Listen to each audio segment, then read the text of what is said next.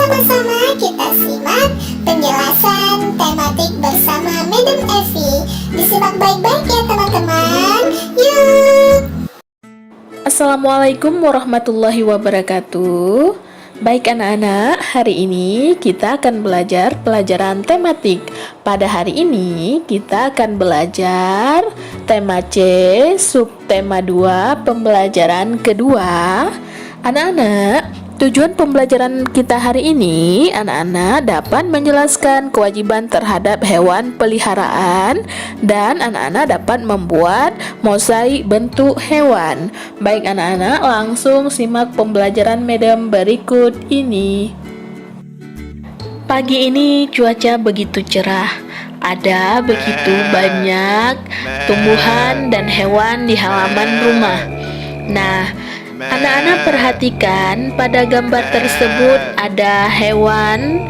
Nah, hewan tersebut apakah termasuk hewan peliharaan? Sebagai manusia, hewan dan tumbuhan sangat bermanfaat bagi kehidupan kita.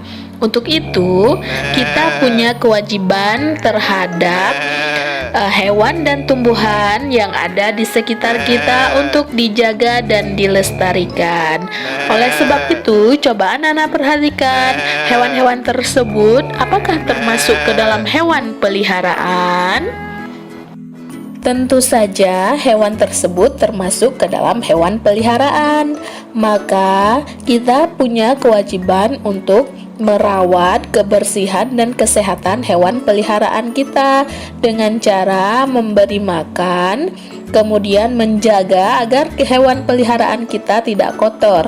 Karena jika hewan peliharaan tersebut kotor, maka dapat menularkan penyakit kepada hewan lain maupun lingkungan di sekitar kita terasa tidak nyaman.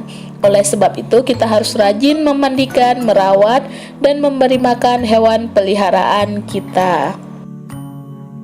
Selain hewan, anak-anak, ada juga tumbuhan yang dapat kita pelihara dan dapat kita jadikan sebagai tanaman obat.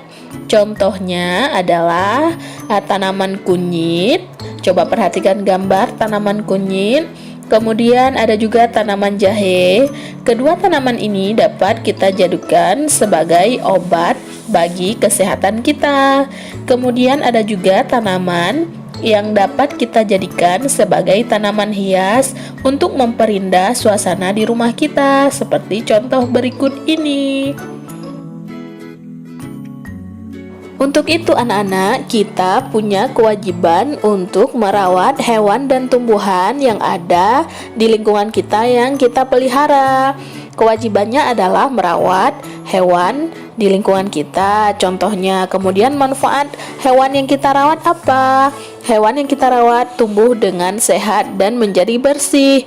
Kemudian manfaat bagi lingkungan terhadap hewan tersebut apa? Lingkungan kita jadi lebih bersih dan kita terhindar dari berbagai penyakit.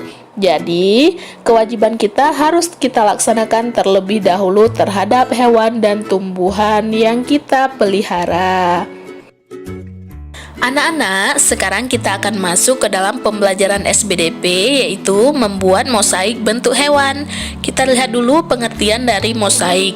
Mosaik adalah karya seni yang dibuat dengan menyusun potongan-potongan bahan. Nah, bahan untuk membuat karya mosaik terdiri dari biji-bijian, potongan kertas, potongan kaca atau ubin, atau potongan kulit telur. Sekarang kita lihat contoh berikut ini. Sekarang coba anak-anak perhatikan contoh mosaik hewan yang terbuat dari biji-bijian. Nah, di sini ada hewan, yaitu ada kupu-kupu, kemudian ada burung, ada juga kura-kura. Ketiga, mosaik hewan ini dapat dibuat dengan menggunakan bahan dari biji-bijian anak-anak. Nah, sampai di sini paham ya dengan penjelasan Madam mengenai kewajiban terhadap hewan dan tumbuhan serta cara membuat mosaik bentuk hewan. Semoga anak-anak paham ya. Baik anak-anak, kita lanjut ke tugas berikutnya. Wah, teman-teman, gimana? Sudah paham ya dengan penjelasan Madam Evi? Tentunya paham dong. Baik Baik teman-teman, sampai ketemu pada pembelajaran tematik dengan Madam Evi berikutnya. Selamat beristirahat, jaga jarak, jaga kesehatan, dan juga jangan lupa pakai masker ya jika